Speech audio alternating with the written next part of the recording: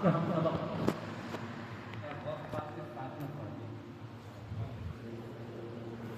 नहीं बोल रहा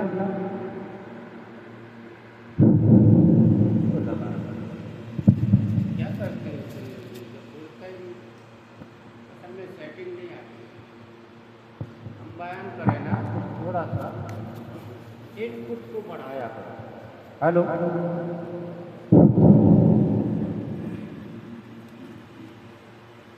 उनकी लिखी हुई तारीख और पाक सरकार की ज़ाहिरी शक्ल सूरत बातिनी फजल कमालात के ऊपर मगर किस्मत से अरबी में मैं पढ़ता हूँ और तर्जमा करता हूँ है ना। एक मरतबा दुरूद पाक की अल्लाह सैयदना मौलाना मुहम्मदिन अदद मा फी इल्मिल्लाहि सल्लल्लाहु अलैहि वसल्लम। ये इंसानी नफ्सियात है। अपने ज़माने के लोग अपने ज़माने के दूसरे हस्तियों की तारीफ बहुत कम करते हैं। खास तौर से एक ही उस्ताद से पढ़े हुए अगर दो शागिर्द निकले तो हर शागिर्द अपनी तारीफ की ज़्यादा फिक्र करता है, दूसरे की कम। लेकिन सरकार बहुत पाक की फ़ज़ाइल व कमालात उसमें खूबी ऐसी ज़बरदस्त थी कि आपके साथ वालों ने ही जो कुछ लिखा उसी के ज़रिए हम सरकार की ज़ियारत तसव्वुर में कर सकते हैं। आप लिखते हैं हुआ क़ुतुबुल औलिया इल किराम, एक होता है इंसानों का कुतुब, एक होता है कुतुबों का कुतुब, औलिया किराम का कुतुब। आप लिखते हैं हुआ क़ुतुबुल औलिया इल किराम, शेखुल इस्लाम वल मुस्लिमीन, रुकन शरिया, आलमुत तरीक़ा। क्या बात है, तरीक़त की निशान है। मूज़िहु असरारिल हक़ीक़ा, राज़े हकीकत को वाज़ेह फरमाने वाले अबू मोहम्मद मुहियुद्दीन अब्दुल क़ादिर बिन अबी सालिह।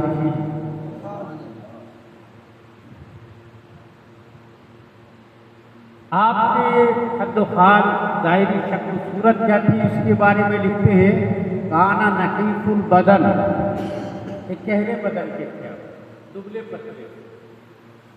हाँ, सरकार पाक कैसे थे? दुबले पतले, रुबुल कामा, दरमियानी कद के, अरीज़ुस सद्र, सीना मुबारक चौड़ा, अरीज़ुल लहयति व तवीलहा, दाढ़ी मुबारक भी चौड़ी थी, लंबी भी थी। दाढ़ी मुबारक चौड़ी और लंबी थी। असहरुल लौन, गंदुम थे, गोरे थे, सुनहरे रंग के गोरे। मक़रूनुल हाजिबैन, आपके दोनों हवें आपस में मिली हुई। ये गौस पाक सरकार के अदअजुल आइनैन, आंखें बड़ी। क्या बात है। ज़ा सौतिन जहवरी, बुलंद आवाज के मालिक। समतिन बही, तवज्जो में कामिल थे। वक़दरिन आली, बुलंद मर्तबे के मालिक थे। मुइल्मिन वफ़ी, मुकम्मल इल्म के मालिक। आपका इल्म बहुत वाफ़ी। आपने सबसे पहले, मैंने जिस दिन गुफ्तगू शुरू की थी, सबसे पहला काम जो किया इल्म दीन के हुसूल से शुरुआत। जबकि आपने ये बात अच्छी तरह से समझ रखा होगा कि आप मादरजात वली थे, पैदाइशी तौर पर वली थे, है ना। आज हम आप चार किताब पढ़ लेते हैं, किसी से कुछ सीखने समझने की जरूरत महसूस नहीं करते। हमको तो मालूम है, हमको मालूम है। और पाक वली कामिल पैदा ही हुए थे, मगर इसके बावजूद इल्म दीन की तलब में इंतहाई जद्दोजहद फरमाई और बहुत सी तकालीफ शाक़ा बर्दाश्त किया। तलबा फुरूअल इल्म व उसूलहु, इल्म के उसूल व फुरू आपने तलब किया। व क़सदल अश्याख़ुल अइम्मतिल आलाम, बुजुर्ग अइम्मा किराम की तरफ आपने तवज्जो फरमाई इल्म हासिल करने के लिए। फश्तगला बिल क़ुरआनिल अज़ीम हत्ता अत्क़नहु, सबसे पहले आप कुरान की तरफ मुतवज्जे हुए। हत्ता अत्क़नहु, क्या बात है, ये जो अत्क़नहु का लफ्ज़ है ना, बहुत पुरमत है। कुरान पाक का इल्म हासिल करने लगे, यहाँ तक कि आपको उसके एक एक हर्फ का यकीनी इल्म हासिल हो। एक तो है हमने पढ़ लिया, हम कहते हैं हमने उसका मतलब भी समझ लिया, हम कहते हैं हमको कुरान पाक का तर्जुमा भी आता है, हम कहते हैं हमको तफसीर भी आती है, हम कहते हैं कुरान पाक के मतलब से हम वाकिफ हैं। लेकिन कुरान पाक के हक़ाइक़ पर यकीन कामिल हासिल होना जिसको कहते हैं ना, वो हमारे आका को पाक रज़ियल्लाहु ताला अन्हु को हासिल था। फतफ़क़्क़हा बिश्शुयूख़, कुरान पाक का इल्म हासिल करने, उस पर तयक़्क़ुन हासिल करने के बाद फिर आप फ़िक़्ह की तरफ मुतवज्जे हुए। हाँ, ये इस बात का जवाब है। आज के दौर में कुछ लोग कहते हैं कुरान और हदीस बस है, फ़िक़्ह की क्या ज़रूरत है, इल्म आलाम की क्या हाजत है। गौस पाक सरकार कुरान पाक का इल्म हासिल किए, उसमें तयक़्क़ुन हासिल किया, उसके बाद फ़िक़्ह की तरफ मुतवज्जे हुए। और उनके फ़िक़्ह के असातिज़ा अबुल वफ़ा अली बिन अक़ील,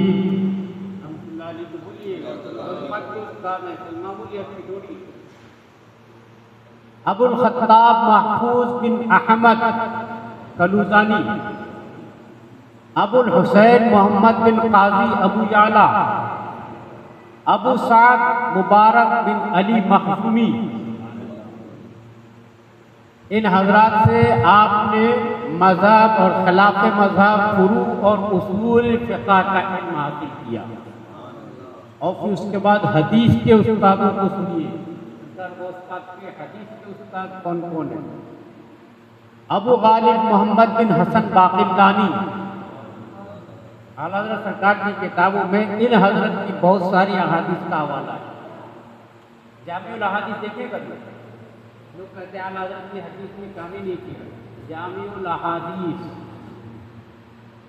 आला हज़रत की हदीस की लिखी हुई किताब है, अभी अभी छपी है, 10 साल पुरानी है ना, 2013-14 में छपी है जामिउल अहादीस। कहते हैं आला हज़रत को हदीसें याद नहीं थी, उनको सिर्फ फ़िक़्ह करते थे, जैसे इमाम आज़म के ऊपर इल्ज़ाम लगाते हैं। जामिउल अहादीस में आला हज़रत सरकार ने 7 लाख हदीसों का, हाँ, छोटी सी किताब नहीं है जामिउल अहादीस। अकेले अगर मुकम्मल तौर पर आप लेना चाहिए ना, 50,000 की किताब है।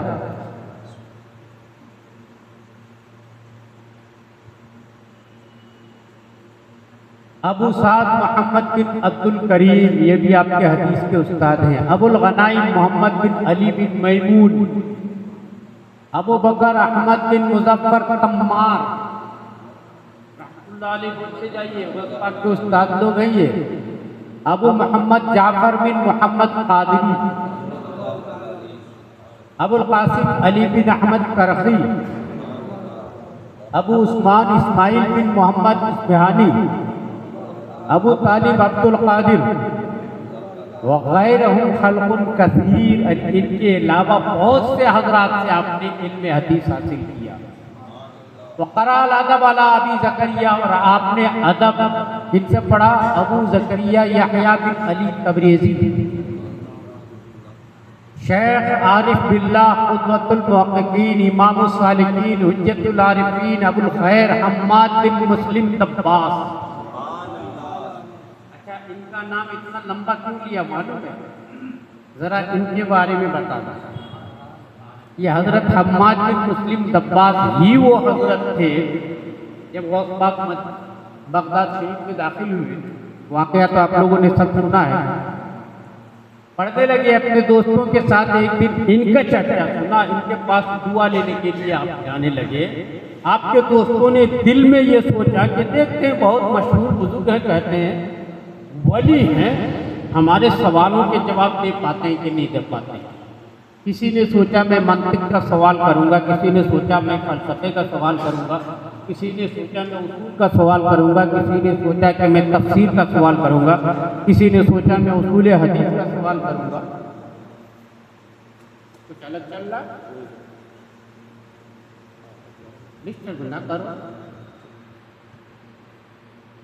गौस पाक का नाम लेके महफिल में बैठ गए, आ जाने दो, आते हैं कोई देख लेंगे इंशाअल्लाह। हम क्या देखेंगे यार, हमारे आका गौस पाक देते हैं। तमाम आपके दोस्त लोग जो 5 के 5 दोस्त आपके थे, सब अपने अपने तौर पर सवालात मुरतब करके जाने लगे। सबके दिमागों में ये था कि देखते हैं बहुत मशहूर बुजुर्ग हैं, सब कहते हैं कि बगदाद में आपका कोई जवाब नहीं है, ऐसी हस्ती आए हैं, हमारे सवालों के जवाब कैसे देते हैं।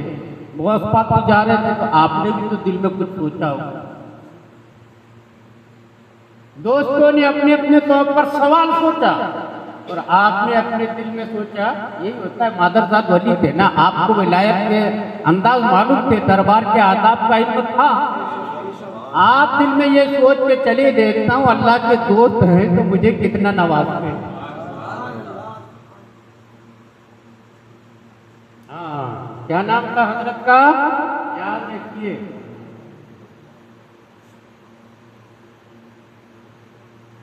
अबुल खैर हम्माद बिन मुस्लिम दब्बास, ये हजरत के। दब्बास का क्या मतलब होता है मालूम है? वो बता दूंगा, आजकल लोग चौंकेंगे। हम लोग कहते हैं ना यार, काम धंधे में मसरूफ रह के दीन का कुछ कर नहीं पाता। दब्बास आप चमड़े के थैले बना के बेचा करते हैं, इसलिए दब्बास मशहूर थे, झोला चलने वाले। मैंने गोंदिया में एक हकीकत को देखा है, रामनगर में जब था तो वो बोरियाँ प्लास्टिक की खरीद के ले जाते थे, उसके झोले बना के ला करके मार्केट में बेचते थे, 2-2 रुपये 3-3 रुपये 15 रुपये। हमारे औलिया किराम ने लिखा है, हलाल रिज़्क़ के किसी भी जरिए को हकीर नहीं जाना। ये दब्बास थे हज़रत, मगर अपने वक्त के सबसे बड़े बुजुर्ग भी थे। गौस पाक सरकार दिल में ये सोच करके चले कि देखता हूँ इतनी बड़ी हस्ती हैं तो मुझे कितना नवाजते हैं। अब जब आप तमाम अपने दोस्तों के साथ वहाँ पहुँचे ना, तो सबने अपने अपने सवाल दागना शुरू किया। हजरत ने सबके जवाब दिए। गौस पाक चुपचाप मुअद्दब खड़े है ना, क्यों जवान, आपको कुछ नहीं पूछना है। आपने कहा हुजूर आयारा 6 भया, आपको मालूम है मैं क्या चाहता हूँ, मैं सवाल करने या इल्मी मुसाबका करने तो नहीं आया ना, आपको मालूम है आप रोशन ज़मीर है। अपने पास बुलाया, गौस पाक सरकार की पेशानी को बोसा दिया और आप फरमाया एक वक्त आएगा कि तुम इस बगदाद में ये ऐलान करोगे कि मेरा ये कदम तमाम औलिया की गर्दन पर।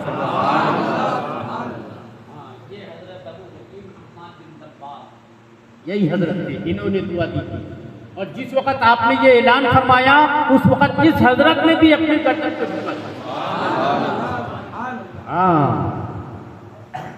अबू मुस्लिम हम्माद बिन दब्बास, नाम याद रखिएगा, बहुत अजीम हस्ती थे आप, दावत थे, आपकी दुआ कभी रद्द नहीं होती। हाँ, अबू मुस्लिम हम्माद बिन दब्बास रहमतुल्लाह तआला अलैह की दुआ रद्द नहीं होती थी।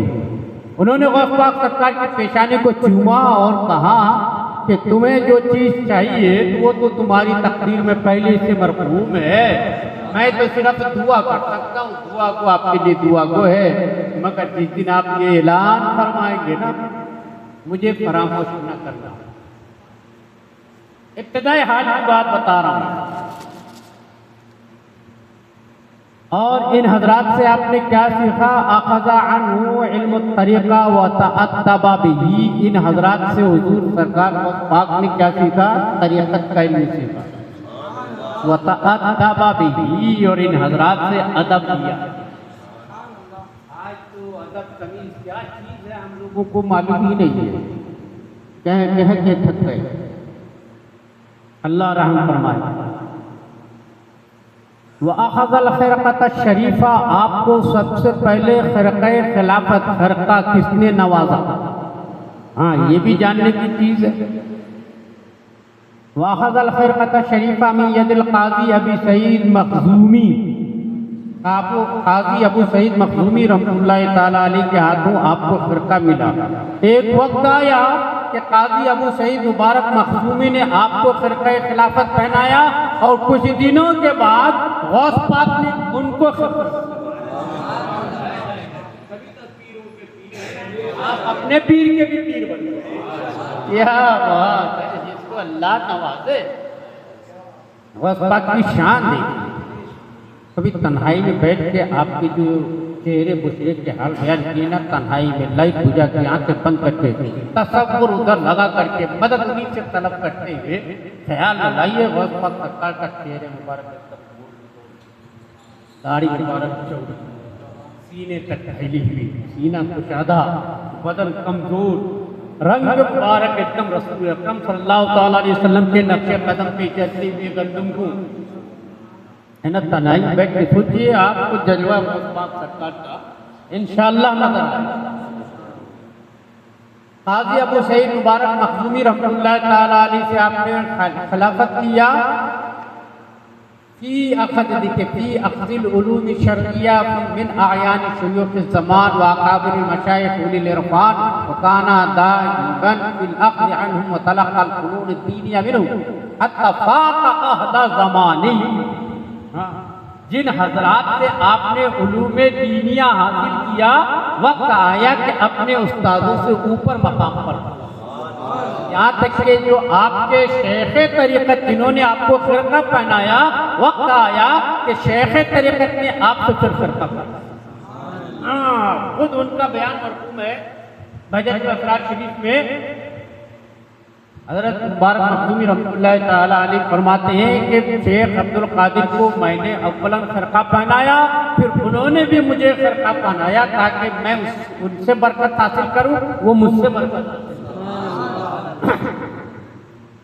समझ गए, मैं उनसे बरकत हासिल करूं और वो मुझसे बरकत हासिल करें। एक बात याद आ गई, आजकल मुरीद होने का मतलब क्या समझते हैं?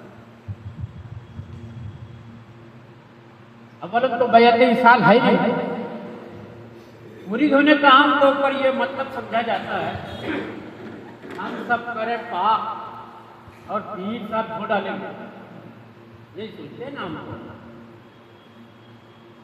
हमारे शायर हजरात सिखाते भी हैं। अब यहाँ पे पीर साहब से भी खिलाफत मिल रही है, मुरीद साहब से भी खिलाफत मिल रही है, ये क्या है? हज़रत मीर सैयद अब्दुल वाहिद बिलगिरामी रहमतुल्लाह अलैह, नाम सुना है? नाम सुने हैं ना? हाँ, मिसली शरीफ वाले मुरीद हैं, तो फिर उनका नाम नहीं सुने तो फिर क्या मतलब मुरीद होने का? ये अव्वलन किसी को मुरीद नहीं करते, किसी को मुरीद नहीं करते। नौजवानी की उम्र इल्म शरीयत इल्म तरीक़त आपको सारा ही आता था, मुरीद नहीं करते थे। मगर कुछ हजरात थे जो इन्हीं से मुरीद होना चाहते थे। अब ये जो भी आपसे मुरीद होना चाहते हैं उन सबको आप अपने शेख के पास पहुंचा देते, जाओ हजरत के पास मुरीद हो जाओ। कुछ लोगों को आपने ऐसा लिख के भेजा कि जाओ मेरे शेख से मुरीद हो जाओ, पीर साहब से मुरीद हो जाओ। ये गए वहाँ, मगर वहाँ जाकर के अर्ज कर दिया कि हुजूर हम तो मीर साहब से मुरीद होना चाहते हैं, उन्होंने आपके पास भेज दिया। तो फरमाया जाओ उनसे मुरीद हो जाओ, उन्हीं से मुरीद हो जाओ। तो इन्होंने कहा हुजूर हम तो सालों से तमन्ना कर रहे हैं, वो मुरीद ही नहीं कर रहे हो। फरमाया जाओ, मैंने हुक्म दिया। जाके अर्ज किया हुजूर, उन्होंने फिर आपके पास भेज दिया। एक गोशा जहन में एक बात थी कि किसी को मुरीद करने का मतलब जन्नत में ले जाने की ज़मानत होती है। तो हज़रत मीर सैयद अब्दुल वाहिद गिलगिरामी रहमतुल्लाह ताला अलैह ने अपने पीर के बारगाह में एक अरीज़ा लिखा, खत लिखा कि हज़रत मुझे अपने अंजाम की फिक्र लगी है, आप इन सब की जिम्मेदारी के लिए नहीं कह रहे हो। देखिए जो अहले दिल है ना, जो वाकई में जो अहले तरीक़त है, उनकी सोच का नजरिया क्या है।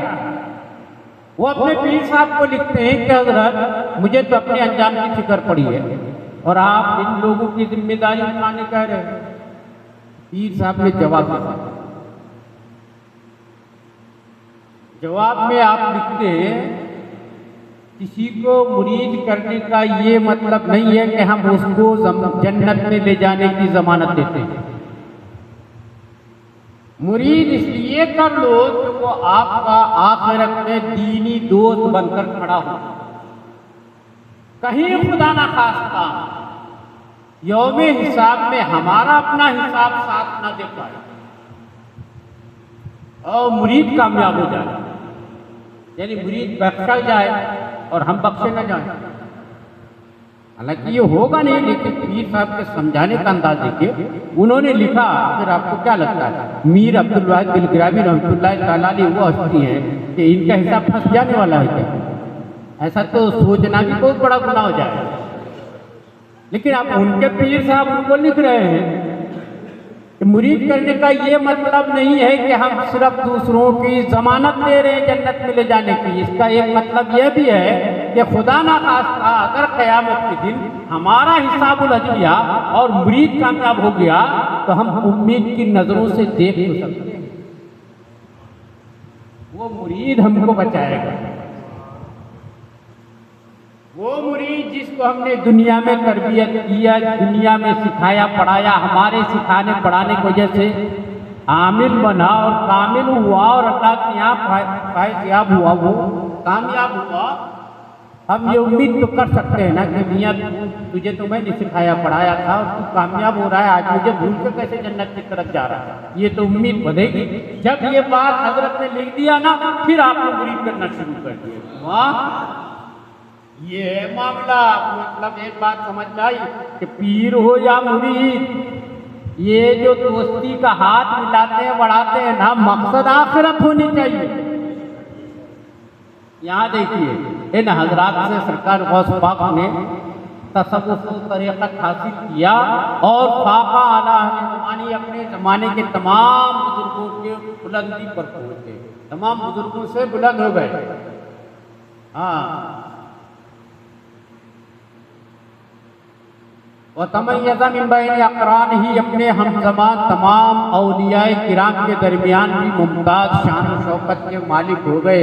फ़ज़हरल्लाहुल हक़्क़ मिन क़ल्बिही अला लिसानी, और अल्लाह ने अपने अहकाम को गौस पाक के दिल से उनकी ज़ुबान से ज़ाहिर कर दिया। यही मतलब है।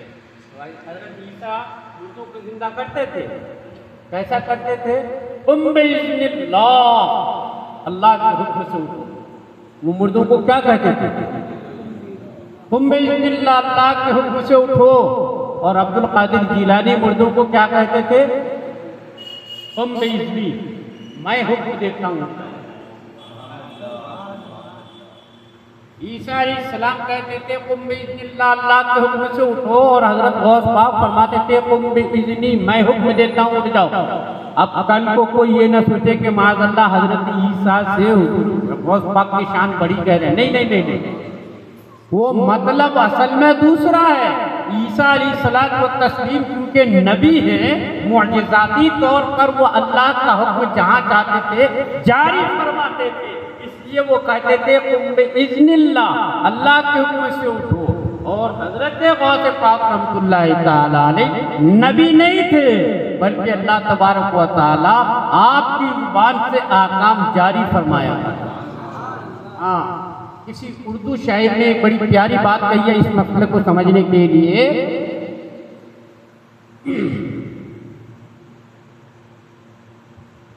सरकार गौस पाक रहमतुल्लाहि ताला अलैह कहते थे तुम बिइज़्नी,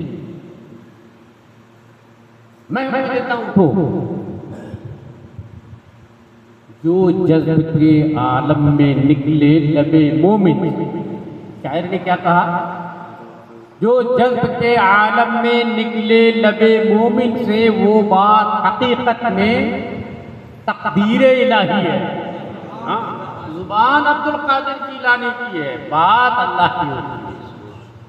और ये बात और यहाँ पे अर्ज कर दूं कि ये खुसूसियत अल्लाह तबारक व तआला ने उम्मम साबका को नहीं अता फरमाई, ये सिर्फ इस उम्मत में है। इस उम्मत के कुछ बंदों को अल्लाह ने अपने महबूब की तुफैल में ये खुसूसियत अता फरमा दी। हाँ, मतलब हम हर एक को तो नहीं देता, लेकिन है कुछ बंदे जिनको अल्लाह तबारक व तआला ने ये खुसूसियत अता फरमा दी। अब आप जब कामिल हो गए, इल्म में रासिक हो गए, तमाम मामलात में कामिल हुए, तब आपने जो चीज़ शुरू किया, दो तरीके थे कौम की खिदमत करने। पहला तरीका आप पढ़ाते थे, आपका तरीका दर्स देने का है ना। हम लोग मदरसा चलाते हैं, एक मुदर्रिस कहता है मैं 3 सब्जेक्ट पढ़ाऊँगा, उससे ज़्यादा नहीं पढ़ाऊँगा, ऐसे ही कहते हैं। 4 सब्जेक्ट तनख्वाह बढ़ाना पड़ेगी, 5 सब्जेक्ट दे दो तो कहते हैं मैं घर में है क्या 5 सब्जेक्ट पढ़ा सकता है कब? किसी भी स्कूल, कॉलेज, यूनिवर्सिटी, मदरसा, दारुल उलूम, जामिया, कहीं भी चले जाओ, कोई फ़िक़ह का उस्ताद है, कोई हदीस का उस्ताद है, कोई तफसीर का उस्ताद है, तो कोई किसी चीज़ का उस्ताद है। तमाम सब्जेक्ट अकेला कोई पढ़ाता नहीं, और पढ़ाना किसी के पास में है भी नहीं। गौस पाक सरकार वो हस्ती थे, एक दिन में 18 सबक पढ़ाया है। 18 सबक आम हजरात को भी पढ़ाते थे, मुब्तदी तलबा को भी पढ़ाते थे। मुब्तदी मतलब जो अलिफ बा वगैरह पढ़ जाए उनको भी पढ़ाते थे, और मुंतहियों को भी पढ़ाते थे। कुरान, हदीस, उसूल, तफसीर, फ़िक़ह, उसूल फ़िक़ह, तारीख़, अदब, तसव्वुफ़, तरीक़त, ये सारा तो पढ़ाते ही पढ़ाते थे।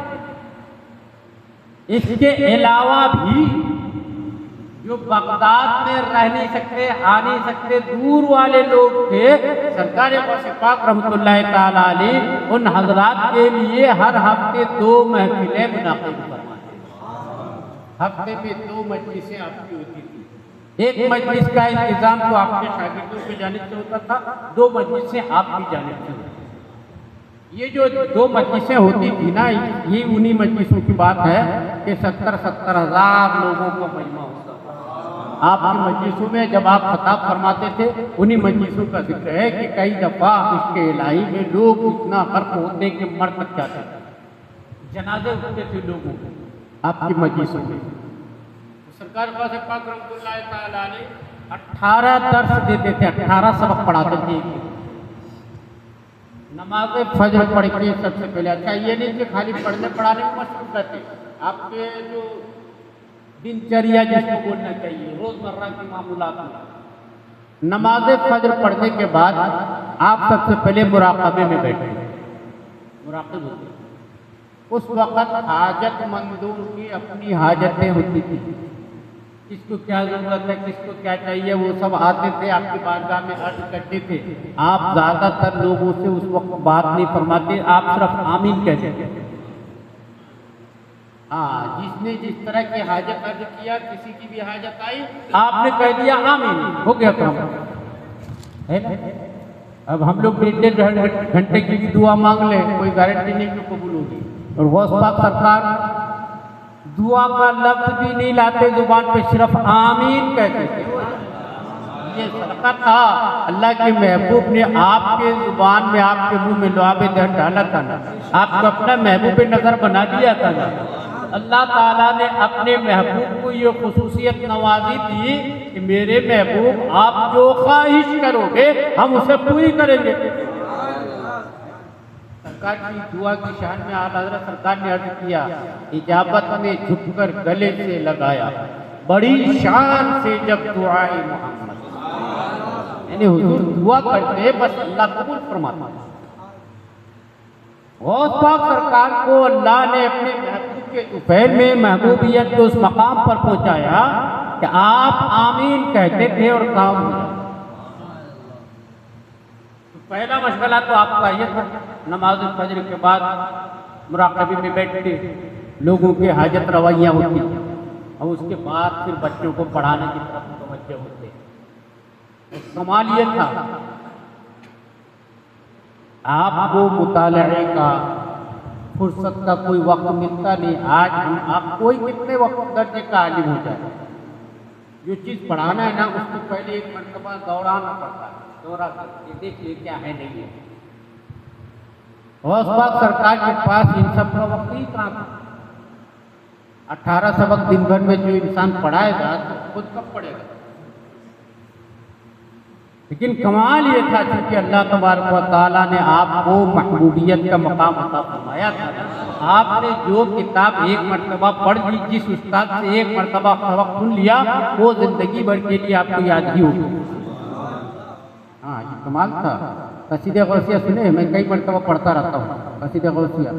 बुजुर्गों ने तजर्बा करके देखा है, अरबी ज़ुबान पढ़ना जिसको भारी मालूम होती हो ना, वो कसीदे गौसिया पढ़े, उसको अल्लाह तबारक व तआला आसान कर देता है। तो आपके कसीदे में इतना कमाल है तो आप में कितना कमाल है। हाँ तो सरकार गौस पाक उसके बाद बच्चों को पढ़ाने लग जाते थे।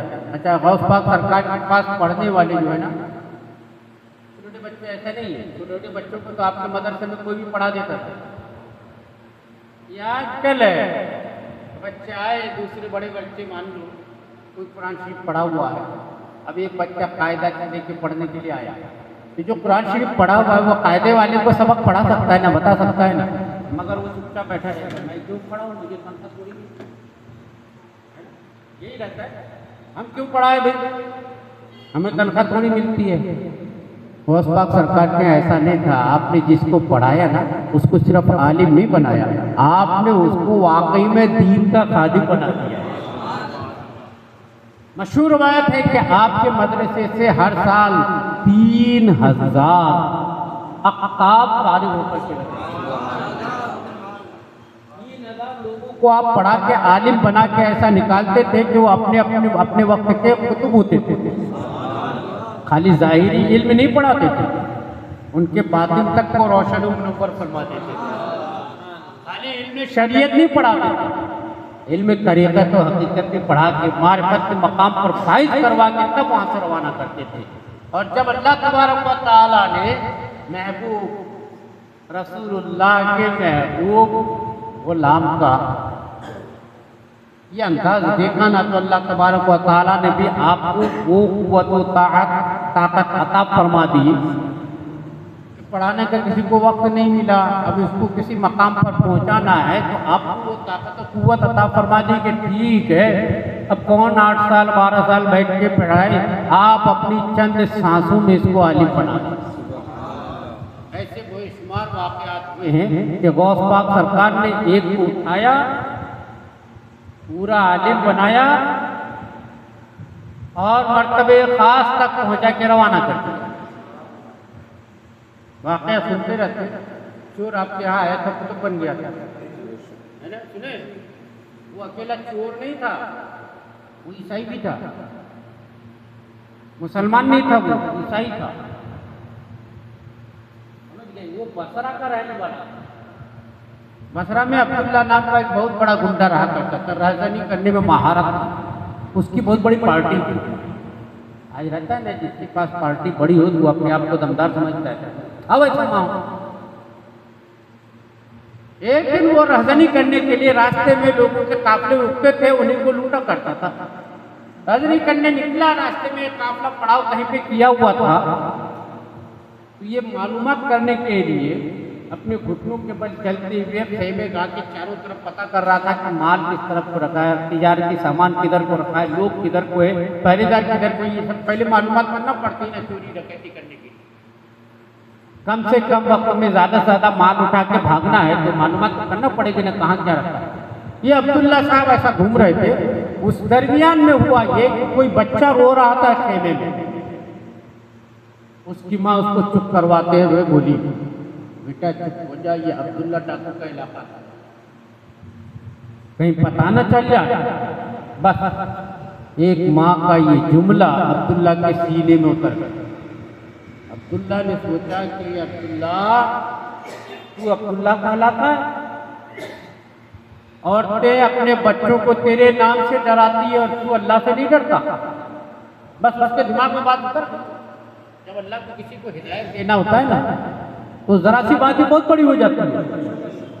बस अपने साथियों से वापस आके बोला कि चलो वापस चलना है, आज डाका नहीं डालना। सब लोग कोई शर्त की बात क्या हुई, क्यों नहीं डाका डालोगे? बोले बस आज नहीं डालना है। चले रास्ते में इन लोगों ने कहना शुरू किया कि भाई अगला प्रोग्राम कब का है? बोले जब प्रोग्राम होगा तब बताएंगे, अभी तो वापस चलो।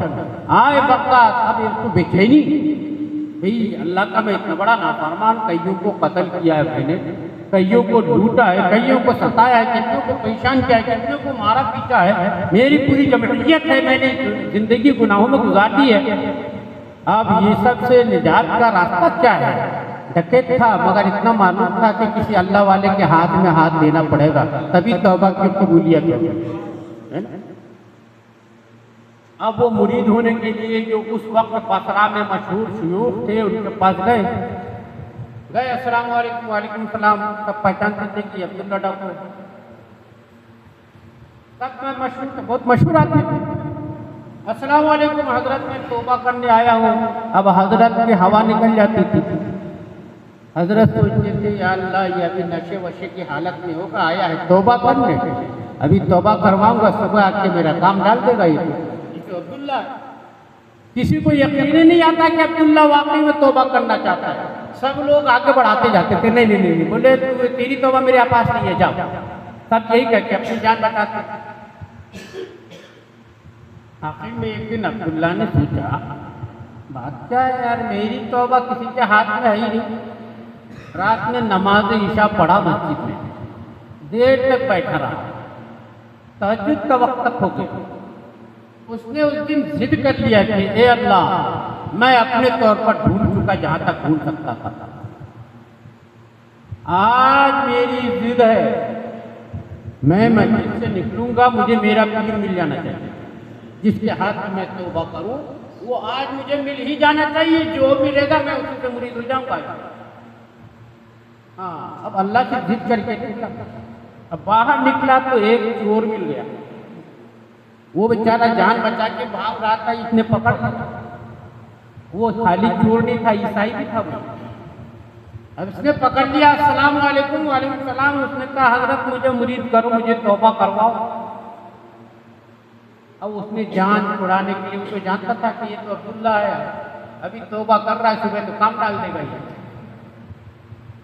उसने अपनी जान बचाने के लिए कहा चलो मुरीद करता हूँ तुमको, तौबा करवाता। तौबा करवाया, मुरीद करवाया, है ना। और करवाने के बाद उसने सोचा कि अब कैसा करूँ, ये तो अब्दुल्ला को मुरीद कर लिया, सुबह तो मेरी खैरियत नहीं है रहने वाली, ये तो अब्दुल्ला है। अब अपनी निजात के लिए रास्ता ढूंढ रहा था। इधर अब्दुल्ला ने कहा हजरत तौबा तो करवा दिया, मुरीद तो कर लिया, अब अल्लाह तक रास्ता ही कब दिलाओगे? अब वो सोचा मैं खुद ही नहीं जानता यार अल्लाह तक रसाई का रास्ता क्या है, और ये मुझे पूछ रहा है, मैं क्या बताऊं। उसने अपने जान बचाने के लिए कहा यही इंतजार करना, मैं आऊंगा तो फिर बताऊंगा। अब वो वही इंतजार करना बोल दिए तो वहीं खड़े। और वो बेचारा चोर बसरा शहरी छोड़ के बकता, आज नहीं तो कल सामना तो होगा, काम तो डाल दे। वो अपनी जान बचाने के लिए भागा। ईसाई एक, चोर दो, भगोड़ा तीन बुराइयां लेके बगदाद पहुंचा बंदा। अब चोरी करना आता था और तो कोई काम आता नहीं था। अब वो नया शहर, कौन बड़े लोग कौन छोटे लोग, किसके पास क्या मिलेगा कुछ मालूमात थी नहीं।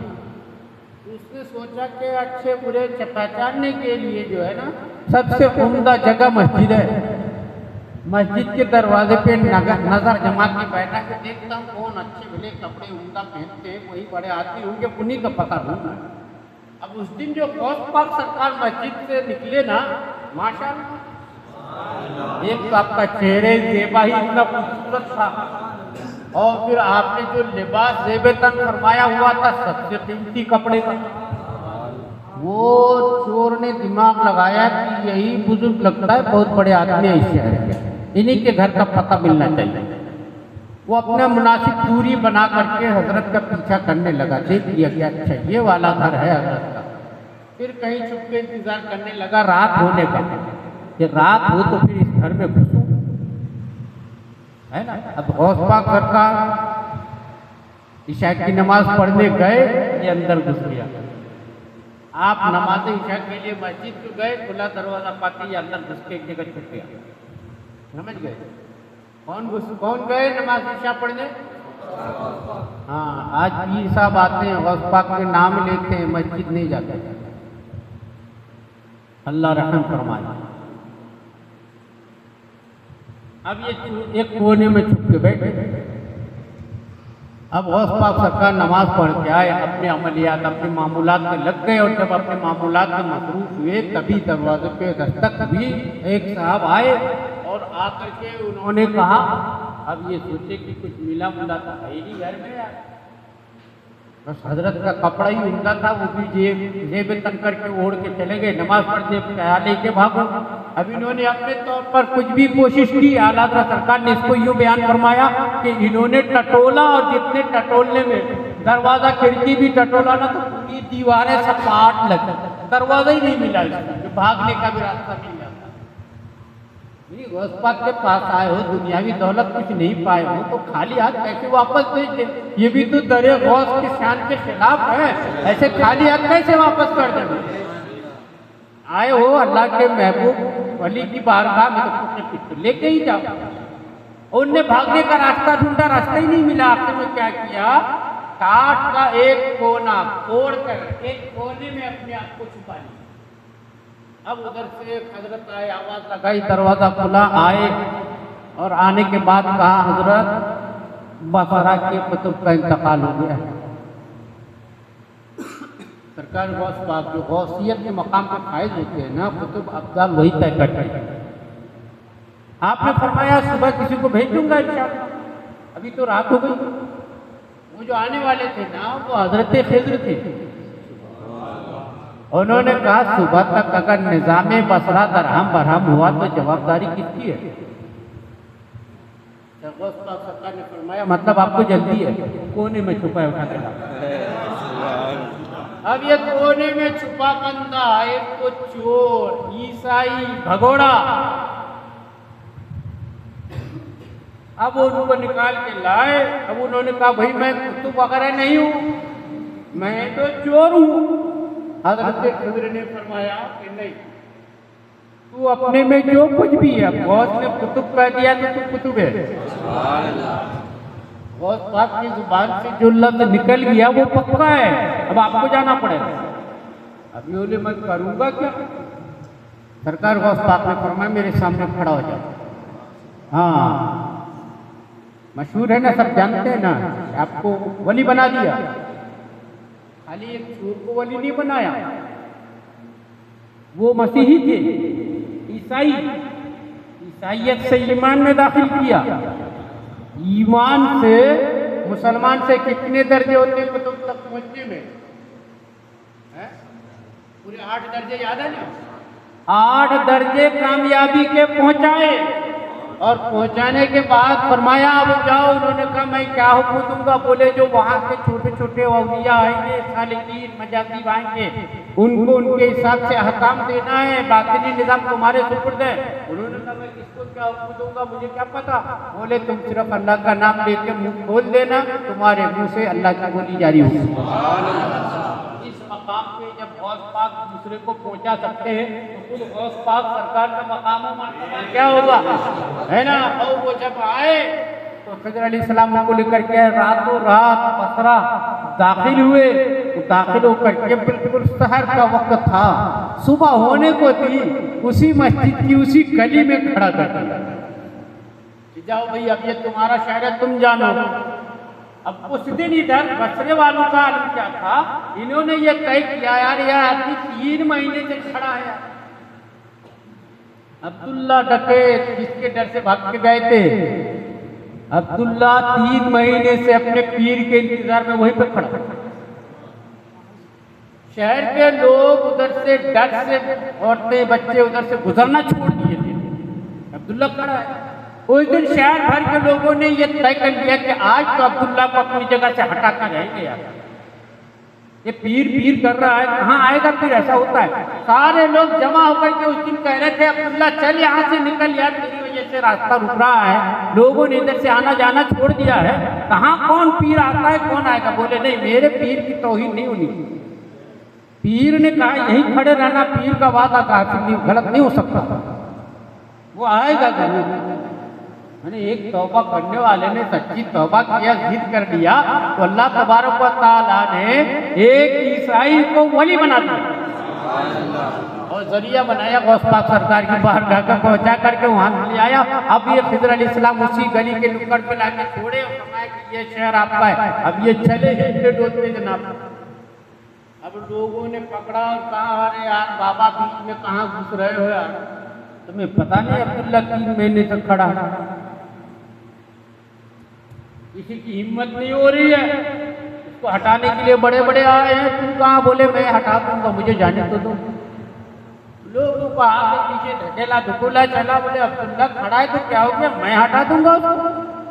अब चले, अब्दुल्ला की दूर से नजर पड़ी, अस्सलाम वालेकुम कहा, देखा लोगों कसरे वालों तुम कहते थे पीर का वाला झूठा हो सकता है, देखो मेरा पीर आ गया। कदमों से लिपट गए, हुजूर मैं सबसे पूछ लीजिए, मैं हटानी अपनी जगह पे खड़ा, आपने मुझे यही रोकने को कहा था, मैं आज भी वहीं पे हूँ, है ना? 1 लाख मार के गिरा दिया अब्दुल्ला को। कुछ चीजें होती हैं जो पोशीदा रखना पड़ता है, गिरा दिया और फिर उठाने के बहाने चुके और कान में कहा अब्दुल्ला लोगों की भीड़ यहाँ से हटाना है, सबके सामने राज नहीं खोलना, अभी घर जाओ और रात में कब्रिस्तान में मुलाकात करेंगे। रवाना कर दिया, वो कपड़े झाड़ते हुए घर पर चले। लोगों ने देखा कि यार ये मस्त आदमी कहाँ से आया, एक बात में हटा दिया है। अब उस मस्त को ही ढूंढना शुरू हो गए लोग। आज भी ये मिजाज है ना, किसी के बारे में पता चल जाए कि ये कोई हस्ती है, चाहे वो पस्ती भी ना हो, लेकिन लोग तो भैया उनके पीछे ही पड़ जाएंगे, तो वो तो फिर वाकई में हस्ती थे। और उस बात ने जिनको हस्ती बना करके भेज दिया था, है ना, तो फिर उन्होंने कहा कि अभी यहाँ से दफा हो, वो भी एक तरफ को चले, अब्दुल्ला भी एक तरफ। कहने का मकसद ये है कि जब अल्लाह तबारक व तआला ने आपको मकाम महबूबियत अता फरमाया, तो इतना अजमत व शान अल्लाह ने आपको अता फरमा दिया कि जिसको चाहे आपकी जुबान अक़दस से जो निकल जाए वो हो जाए।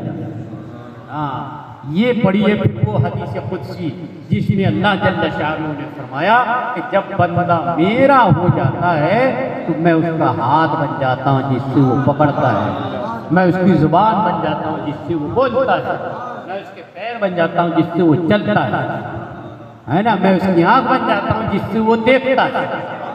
ये शान बस पाक सरकार की अतम तौर पर मुकम्मल तौर पर जाहिर होती हुई नजर आती। एक दफ़ा आपके मदरसे में पढ़ने वाला एक तालिब इल्म हज़रत अबू मूसा मगरिबी, ये अंदलुस के रहने वाले थे इसलिए मगरिबी कहलाते थे, मदरसे में पढ़ते थे। आपको एक फिक्र हमेशा सताती रहती थी कि ये गौस पाक रात में उठते हैं, तहज्जुद पढ़ते हैं, फिर पता नहीं कहाँ को चले जाते हैं। एक दिन इन्होंने सोचा मैं तो पीछा करूंगा, जाते कहाँ हैं बड़ो, पता करना है हजरत का।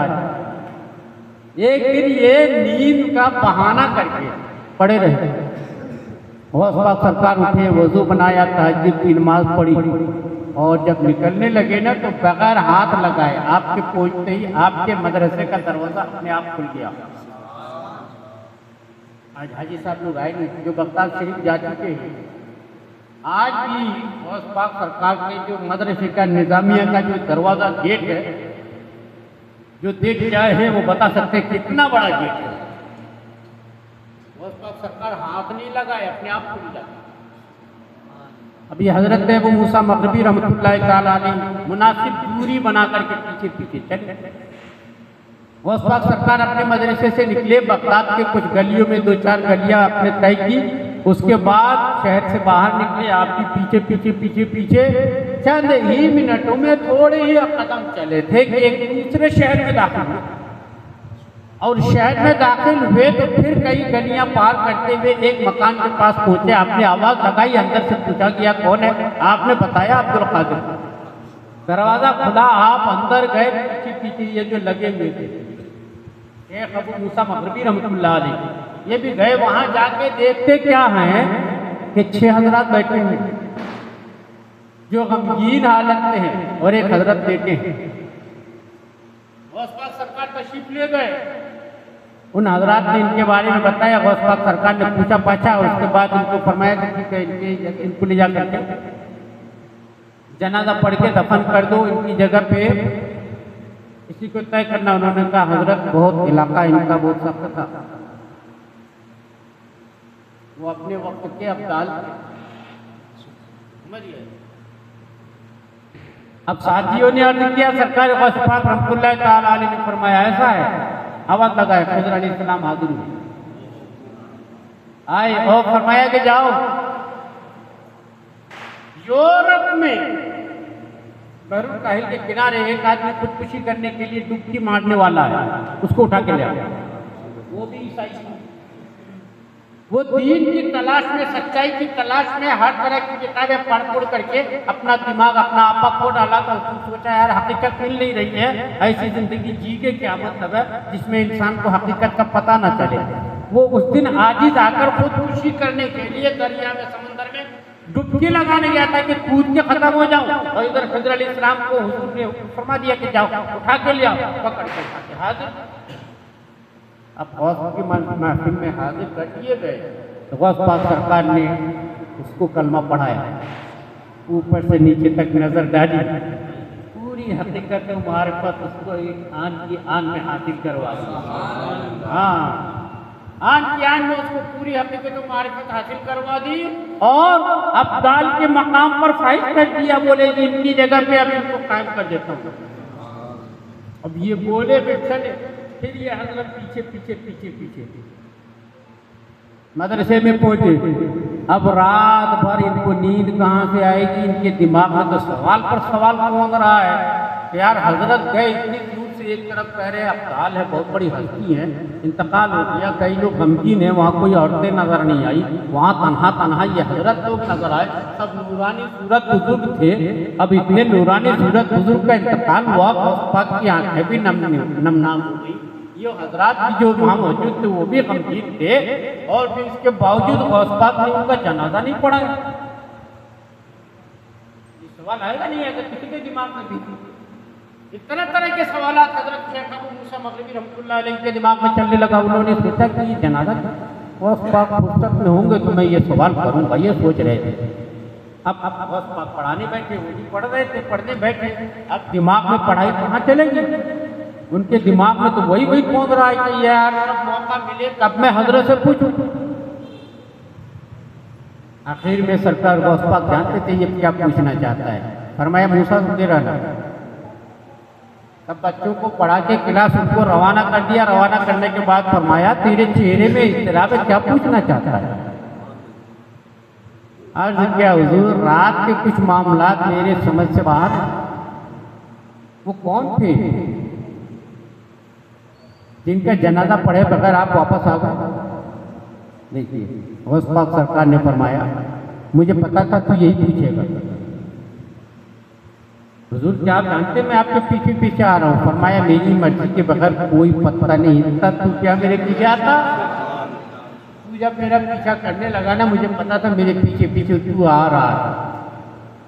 और वो शहर इस्फहान था, बगदाद से इस्फहान। बोले हुजूर वो तो 12 दिन 13 दिन का सफर है, मान कियान में कैसे पहुंच गए? सरकार ने फरमाया तुझे पता नहीं, अल्लाह तबारक व तआला ने मुझे मकाम गौसियत कुबरा पे फाइज फरमाया। तू मेरे पीछे पीछे चल रहा था। यहाँ से एक बात ध्यान नशी कर लो, औलिया के पीछे चलने का फायदा ये है, ये भी एक फायदा है, जो 12 दिन में चल के पहुँचने का था वो 12 कदम में पहुँच गए, है ना? ये वली नहीं थे लेकिन साथ पकड़ लिया। तो जैसे गौस पाक पहुंचे वैसे पीछे पीछे पहुंच गए। फरमाया वो कौन थे? बोले वो अब्दाल थे अपने वक्त के। फरमाया तो आप, फिर अर्ज किया हुजूर आपने उनके जनाजे में शिरकत नहीं की? फरमाया मैं उसके जनाजे में जरूर शरीक होता, मैं गया ही इसलिए था, लेकिन चूंकि तू मेरे पीछे पीछे आ रहा था इसलिए शरीक नहीं हुआ। इन्होंने अर्ज किया हुजूर कि मेरी किस्मत भी रोशन, अगर वो अब्दाल थे उनके जनाजा को मैं शामिल हो जाता, मैं भी जनाजा पढ़ता, अच्छी बात होती। इरशाद फरमाया मियाँ वो अब्दाल थे, आम वली नहीं थे। अब्दाल के जनाजा सिर्फ अब्दाल लोग पढ़ते, दूसरे लोग नहीं पढ़ते।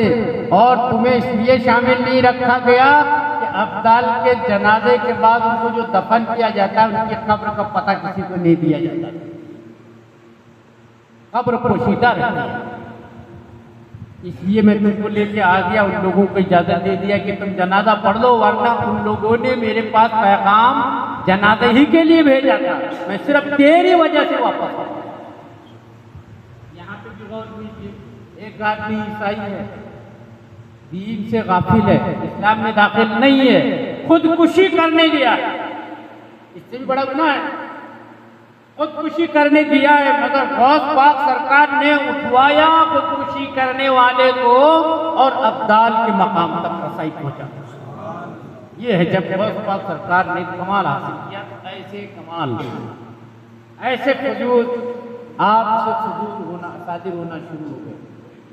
हाँ, वंतहत ये तरबियत मुरीदीन बिल इराक के तमाम मुरीदीन की तरबियत आपकी ज़ाते अक़दस से इंतहा को पहुंची। यानी जो भी मुरीद आपके हाथ से तरबियत याफ्ता हुआ वो सिर्फ मुरीद नहीं रहा, वो सब के सब पीर बन गए। उन सबको आपने विलायत के मकाम तक पहुंचाया, इसलिए भी आपको पीरों के पीर कहते हैं। हाँ, बस वक्त सरकार कौन है? हाँ, पीरों के पीर हैं। वसहाबुल वक्त मजमूअन इलैहि हुक्मन व इल्मन, हुक्म और इल्म दोनों हिसाब से आप वक्त के कुतुब हुए।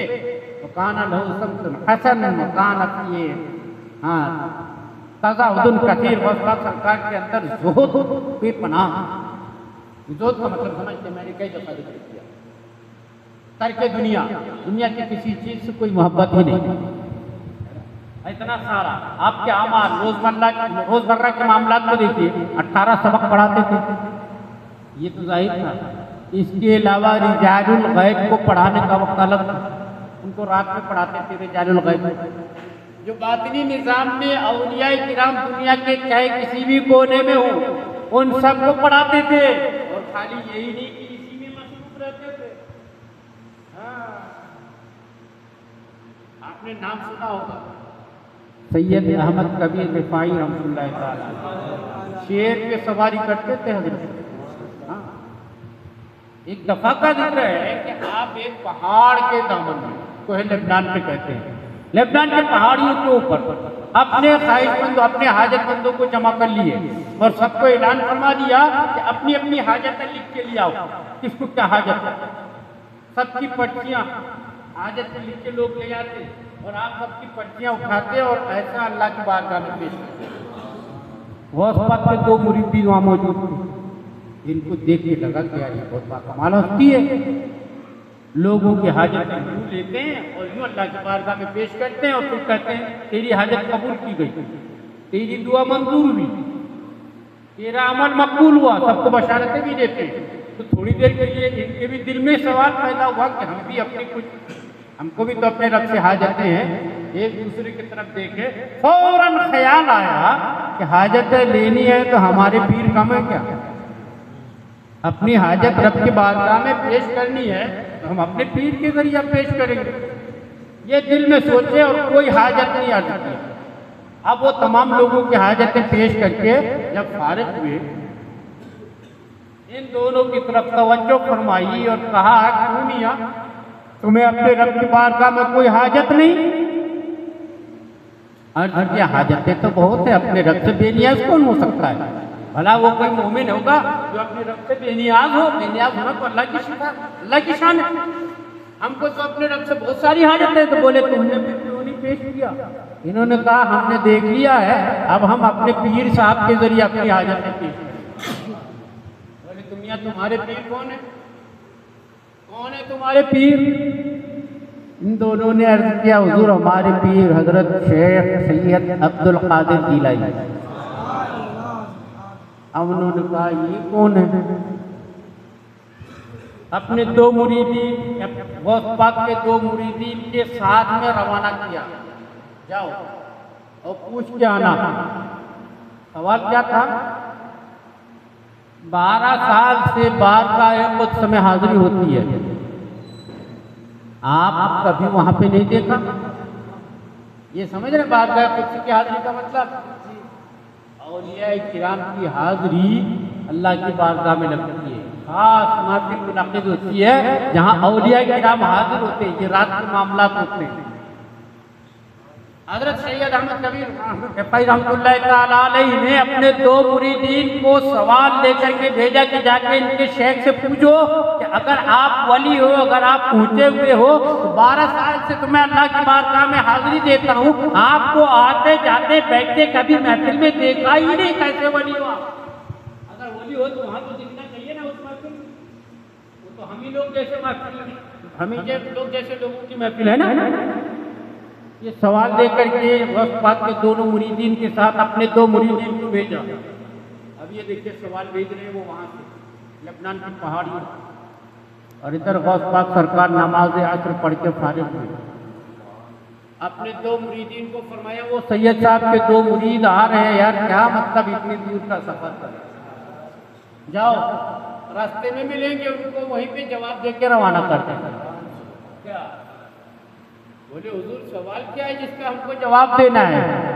आपने फरमाया उनका सवाल है 12 साल से बारगाह कुछ में हाजिरी होती है, आपको कभी नहीं देखा। तुम उसको जवाब में कहना, जो मजमे आम में बैठा हो वो खलवत कदे खास वालों को कैसे देख सकता है? यानी आप तो वो मेहमान अल्लाह की बारगाह में जो आम मजमा में बैठते हैं, और मैं वो हूँ जो खास बारगाह कुछ में हाजिर रहता हूँ, खलवत कदे खास में रहता हूँ। अब वो दलील पूछेंगे तो कहना पिछले जुमेरात को 12,000 औलिया को खलात आता हुई है, और उसमें से जो आपको खलात मिली है ना, वो एक काले रंग का जुब्बा है और उस पर सूरह इखलास कुंदा किया हुआ। अब ये दोनों मुरीद चले, इनके दो मुरीद रास्ते में मुलाकात हो गई। कहा भी कहाँ चले? बोले बगदाद जा रहे हैं, हमारे शेख से सवालात करना, इनके शेख ने भेजा है। कहा? बोले आपके शेख का सवाल ये है कि 12 साल से बारगाह इलाही में हाजिरी हो रही है, आपको कभी नहीं देखा, अगर आप वली हैं तो उस बारगाह में नजर क्यों नहीं आए? कहा हाँ सवाल तो यही था। बोले हमारे शेख का जवाब ये है कि जो खलवत कदे खास में हो उसको वो कैसे देख सकता है जो मजमे आम में बैठा हो। और उन्होंने अगर दलील तलब करनी है तो दलील ये है कि पिछले जुमे की रात को 12,000 औलिया को अल्लाह की जानिब से खलात अता हुई है, उसमें से जो आपको खलात मिली है वो सियाह रंग का एक जुब्बा है जिसपे सूरह इखलास लिखा हुआ है। अब ये दोनों मुरीद चौंके, यार अभी तो हम सवाल लेके पहुंचे नहीं है, जवाब पहले आ गया। ले गए जवाब पलट के अपने शेख के पास, और वहाँ शेख के पास जाकर के जवाब अर्ज किया कि हमारे सवाल का ये जवाब दे करके भेजा है। उनका ये जवाब है। कहा तुमने उनसे मुलाकात की? बोले कहाँ मुलाकात? उन्होंने जवाब दे के पहले ही दो मुरीदीन को रवाना कर दिया, रास्ते में ही मुलाकात हो गई, यहीं से जवाब मिल गया। अब उनको समझ में आया कि मामला वाकई में बहुत गंभीर है, ये कोई आम हस्ती नहीं है। फिर उन्होंने खबर भिजवाया कि मैं आपके आ रहा हूँ मुलाकात करने, मगर हजरत का तरीका था जहाँ जिसके यहाँ जाते थे शेर पे सवार होकर। हाँ, तरीका क्या था? मैं आऊँ, मेरी मेहमान नवाजी बाद में, मेरे शेर के लिए पहले खुराक पहले पेश करें। अब वो आए बगदाद शरीफ गौस पाक के यहाँ। अब यहाँ आके उन्होंने पहले ही सवाल ये किया कि भाई ऐसा है नहीं तो जो कुछ भी है तो होता रहेगा, पहले मेरे शेर के लिए इनकी खुराक दो। तो गौस पाक सरकार ने फरमाया कि एक बूढ़ी गाय है वो दे दो इनके शेर को खाने को। अब जब वो बूढ़ी गाय देने जाने लगे ना, तो गौस पाक के दरबार में कुत्ता पड़ा रहता था जो के गिरे हुए वगैरह चुन के खाता था। इसने देखा है मेरे शेर पे तुम शेर की माँ शेर पे सवार हो गया और मेरे शेर के पास तोते और गाय का सवाल। ये भी पीछे पीछे चले। इससे पहले के शेर लपकता गाय के ऊपर, कुत्ता झपट पड़ा शेर के ऊपर, उसके गले को पकड़ा और अपने पंजों से उसके पेट में नाखून मारना शुरू किया।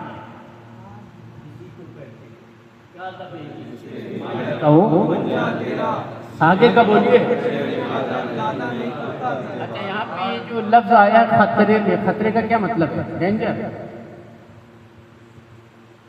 लोग यही समझते हैं कि शेर को खतरे में लाता नहीं कुत्ता तरह, मतलब शेर को कोई नुकसान करने, डेंजर नहीं है ना, क्षति नहीं पहुंचाने देता, नहीं। यहाँ खतरा से मुराद, खतरा का माना है दिल। आपके दरबार में जो पड़ा रहने वाला कुत्ता है, आप उस कुत्ते के दिल में भी शेर का भय नहीं रहता। ये है मतलब।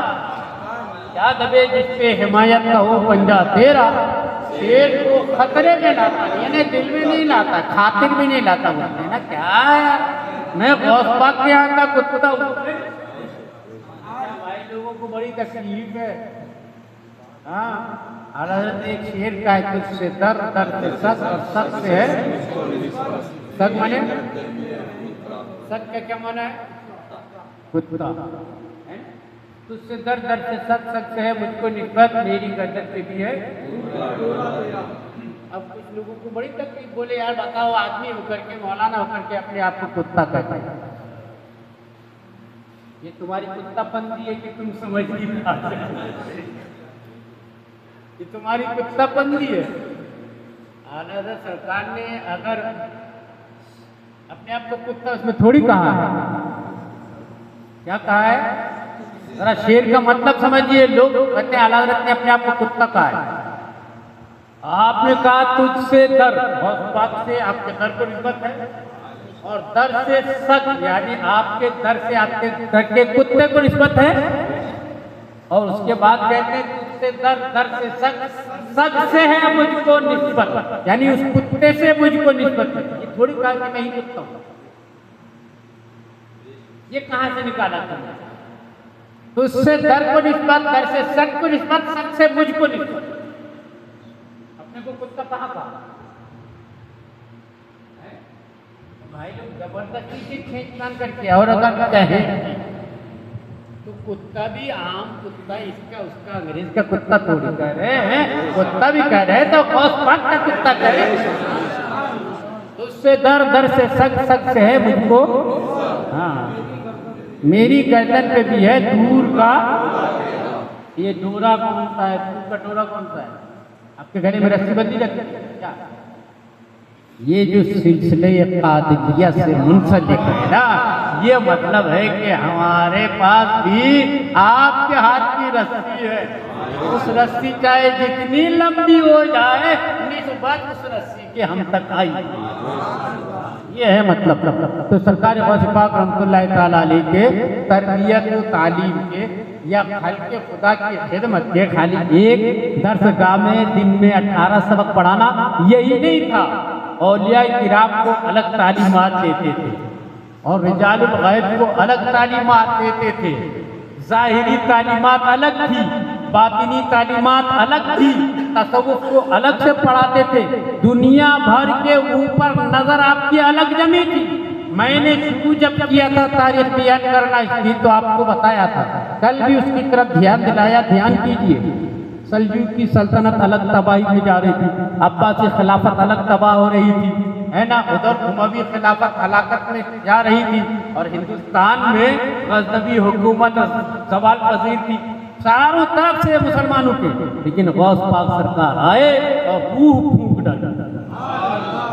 हाँ, शेख अकबर मुहीउद्दीन इब्न अरबी के अंदर रूह फूंकी तो आप मगरिब तरफ गए। उन्होंने उन दोनों सल्तनतों का मलिया मेल करके एक नई हुकूमत मजबूती के साथ खिलाफत उस्मानिया के नाम से कायम करवाया। ये शेख अकबर का फैज़। अच्छा, शेख अकबर को ये कहाँ से नसीब हुआ? ये गौस पाक सरकार से नसीब हुआ। हिंदुस्तान की गजनवी हुकूमत तबाह हुई, हिंदुस्तान में फिर से इस्लाम का परचम लहराना हुआ। सरकार गौसे पाक रहमतुल्लाह तआला अलैह की फिज़ो बरक़ात से गरीब नवाज हिंद वली सुल्तानुल हिंद बन करके आए, गौरियों का साथ देते हुए इस्लाम का परचम हिंदुस्तान में बुलंद करवाया।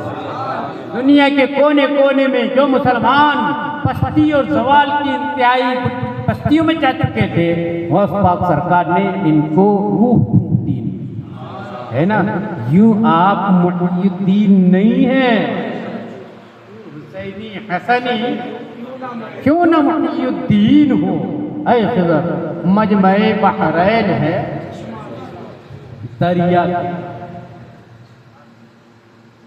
एक मतलब भी है कि आप हसन अलैहिस्सलाम की औलाद से भी हैं, हुसैन अलैहिस्सलाम के, है ना, दोनों हजरात की औलाद से हैं।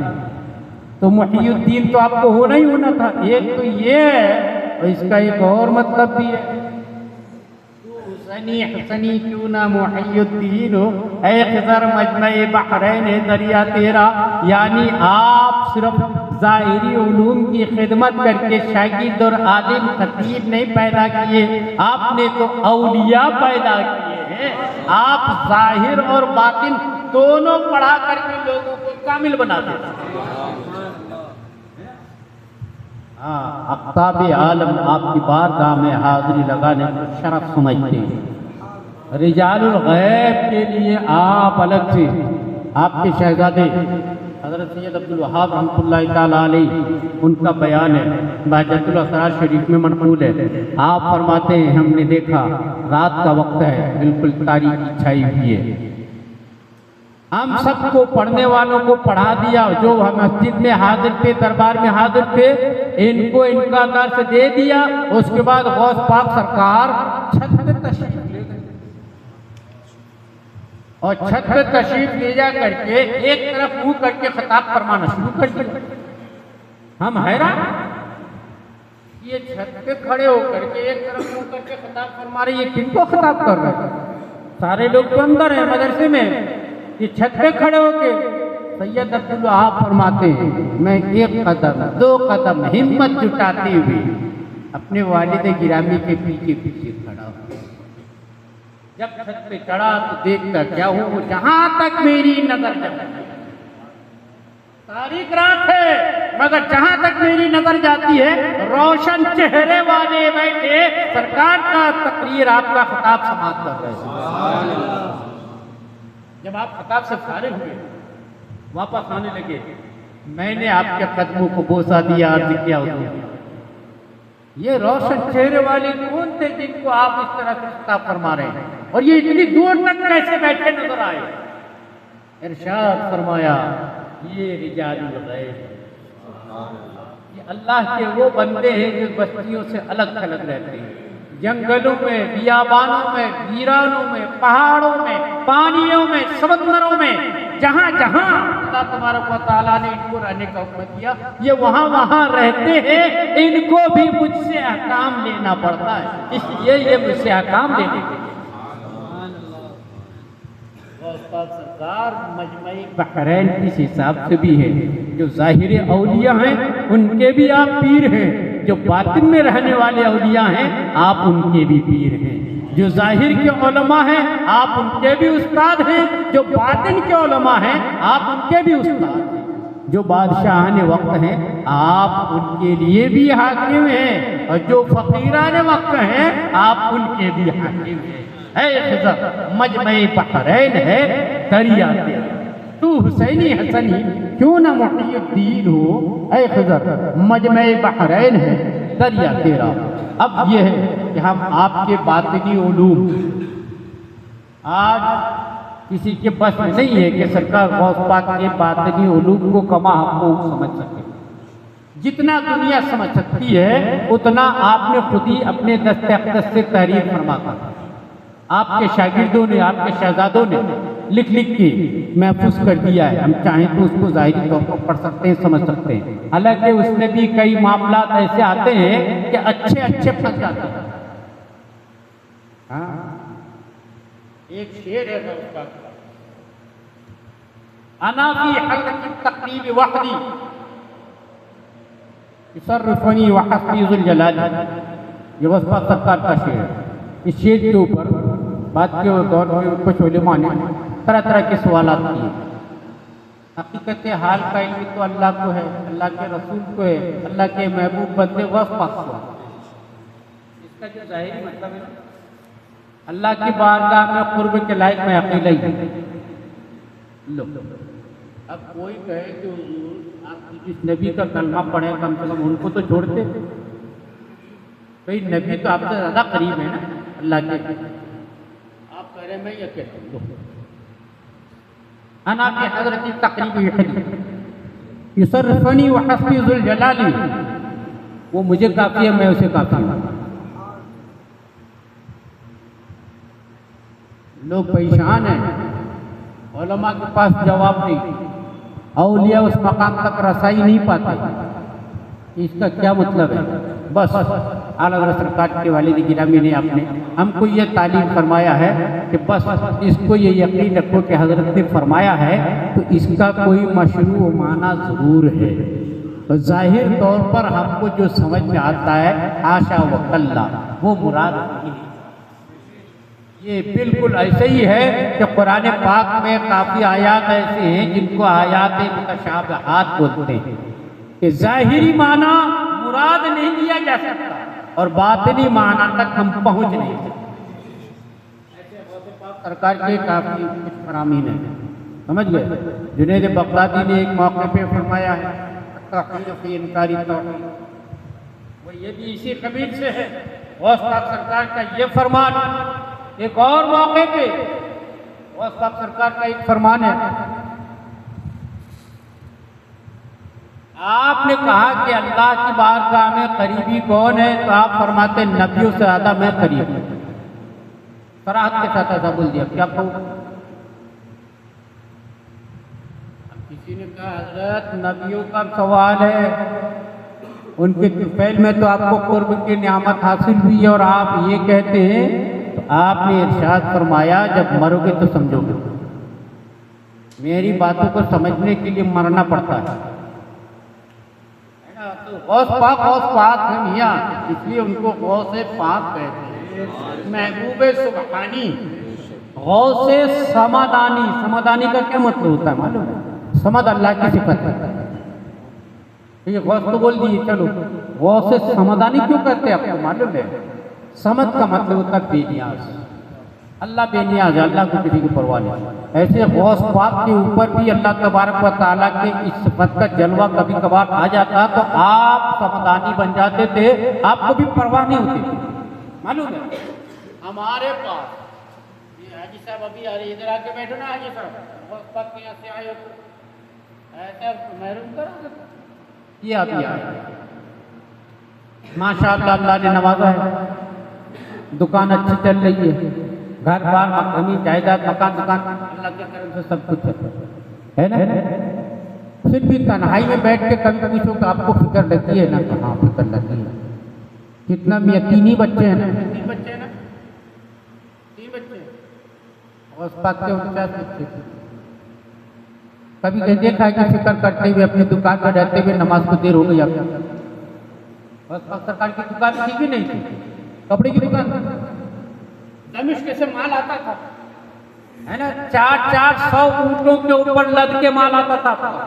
छोटे से ताजिर थे क्या बस, इतना माल आता था। नौकरों के भरोसे छोड़ दिया था, वही हिसाब किताब करते, वही लिखते, वही पढ़ते, वही देते, वही लेते। आपको कभी कभार लग जाता कि यार दुकान देख लेनी चाहिए। असर की नमाज के बाद टहलते हुए अपने चले जाते थे गोदाम, टहलते हुए असर की नमाज के बाद, और नौकरों चाकरों से अहकाम फरमा देते थे, कितना आया इतना, अरे वो थोड़ा मिसवाला की तरफ चले जाना, उधर बांट देना, और खिजरान की तरफ बांट देना, कब्रिस्तान के आसपास वालों को थोड़ा सा। यही करने जाते थे जब भी जाते थे। पूरा आपका इतने बड़े ताजिर और घर में है ना अज़वाज मुताहरात हैं, बेटियां हैं, बेटे हैं, घर का खर्चा है। अच्छा, जितने तालिब इल्म बगदाद में आपके पास पढ़ने आपके पास आते थे, उन सब का खर्चा भी गौस पाक अपने सर पर देते थे। उन सब का खर्चा भी आप ही करते थे, कोई चंदा थोड़ी वसूल करने निकलते थे। लोग जो लेके तोहफे तहाइफ आते थे उसमें भी आपकी बेनियाजी की शान ऐसी दिखती थी कि कबूल हुआ, मर्जी हुई तो कबूल कर लिया, नहीं तो फरमा देते थे वापस ले जाओ। बड़े बड़े बादशाह का खलीफा को वापस कर दिया, ले जानी चाहिए, कल बताया मैंने, है ना। इसके बावजूद अल्लाह की मोहब्बत में ऐसे मस्त रहते थे कि आपको अपने दुनिया के बारे में जर्रा बराबर किसी तरह की कोई फिक्र नहीं थी। इसलिए कहते हैं कि आप गौसे समाधानी हैं, आपको ऐसी बेनियाजी हासिल हो गई थी, किसी चीज की फिक्र नहीं, परवाह नहीं, और सब कुछ आपका आपकी मर्जी के मुताबिक होता। ये गौसे समाधानी बोलते हैं। बात समझ में आई क्यों कहते हैं गौसे समाधानी, महबूब सुबहानी, शहबाज लामकानी। शहबाज किसको बोलते हैं? शहबाज चील की 3 प्रजाति होती है, उसमें से एक को बोलते हैं शहबाज। बाज अशहब वो सबसे तेज चलता है, उसकी उड़ान मालूम है 350 किलोमीटर प्रति घंटा की रफ्तार से हो सकता है। 350 किलोमीटर प्रति घंटा के रफ्तार से वो उड़ सकता है। गौस पाक सरकार ने औलिया की बारगाह में आप अपना मकाम बयान फरमाते हुए कहा, अनल बाज़ी अशकुल शैखिन वमन ज़ा फ़िक्र जाली युअती मिसाली, मैं तो शहबाज हूँ, हाँ, जिस शेख को चाहूँ चकूँ। अनल बाज़ी अशकुल शैखिन वमन ज़ा फ़िक्र जाली युअती मिसाली, कौन है मर्द में जो मेरी मिसाल कायम कर सके। अब कोई कहे कि यार ये तो ताल्ली वाली बात है, आप अपनी बड़ाई कर रहे हैं। नहीं, ये जो आपने कसीदे गौसिया कहा है ना, ये वही है जो जज्ब के आलम में निकले लबे मोमिन से। ये बात हकीकत में तकदीर इलाही है, आपका मुंह इस्तेमाल हो रहा है, अल्लाह तबारक व तआला ने आपसे बुलवाया है, वरना गौस पाक जैसी हस्ती अपनी तारीफ खुद से नहीं कर सकते। हाँ, क्योंकि विलायत की राह में सबसे पहली चीज जो होती है ना, आजिज़ी और इंकिसारी है, और ये तो आजिज़ी इंकिसारी के बिल्कुल खिलाफ है। इसलिए गौस पाक सरकार ने अपनी तारीफ अच्छा क्यों किया? भाई आपके दरबार में बैठने वाले मुरीदीन, मुतवस्सिलीन, खादिमीन, शागिर्द, आपके खलीफा मुरीदीन औलिया का है वो बयान करते, लेकिन नहीं, जो मकाम गौसियत है उसकी शान के लायक जो बयान होना चाहिए वो आप ही कर सकते थे, किसी और जुबान के बस में नहीं है कि गौस पाक की तारीफ कर सके। इसलिए कसीदे गौसिया आपके मुंह से अल्लाह तबारक व तआला ने कहलवाया। हाँ, बिल्कुल वैसे ही जैसे अल्लाह के महबूब की तारीफ इंसान के बस की बात नहीं है, अल्लाह तबारक व तआला ने कुरान के जरिया अपने महबूब की तारीफ उन्हीं के मुंह से करवाई।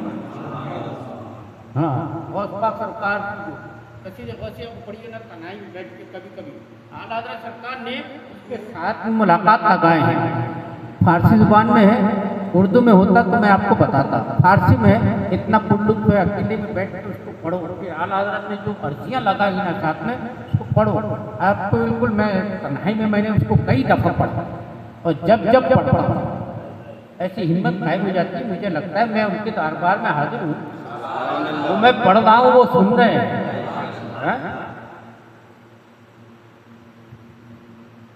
सरकार गौस पाक का जो कसीदे गौसिया है ना,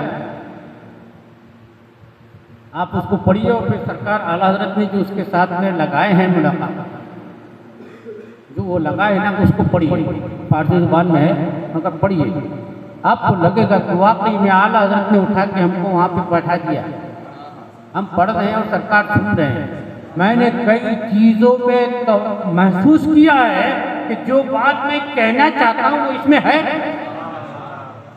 मैं कह नहीं पा रहा हूँ, लेकिन गौस पाक सुन रहे हैं। कई मौके ऐसे आए, कई मौके ऐसे आए, औलिया के दामनों से वाबस्ता रहने का एक फैज़ मैं आपको बताता हूँ। मैं कभी किसी के लिए बददुआ नहीं करता, हाँ, मैं नहीं करता, चाहे आप मुझे जितना सता लो, मैं करूँगा ही नहीं, क्योंकि ये मैंने गौस पाक से वादा कर लिया कि मैं अपने दुश्मनों को कुछ नहीं करूँगा। आप देखो, अगर कोई नाजायज़ मुझसे दुश्मनी करता है ना, तो आप जाने, इसके बाद भी अगर आपको मंजूर है कि कोई मुझसे दुश्मनी करे तो करने दें, मुझे भी मंजूर है। और अगर नहीं है, मैं उसका जलवा अपनी ज़िंदगी में जगह जगह दिखता हूँ। मैं अपने ऊपर बता रहा हूँ मियाँ, जो भी मुझे तकलीफ पहुँचाने की नीयत या इरादा करता है ना, वो खुद तकलीफ में मुब्तला हो जाता है। मैंने कई दफ़ा महसूस, ये क्या है? हाँ, आला हज़रत ने फरमाया है एक जगह, आज़माया है यगाना है दुगाना थे। उसने नीयत हो तो खता कभी करता ही। किस चीज़ के बारे में कहा आला हज़रत ने मालूम है? 2 रकात नमाज सलातुल असरार के नाम से पढ़ते हैं, उसको नमाज गौसिया भी कहते हैं। अपने कोई हाजत हो ना, ये 2 रकात नमाज पढ़े, गौस पाक के इसाले सवाब की नीयत से, अल्लाह की नीयत से नमाज पढ़े, अल्लाह की इबादत की नीयत से।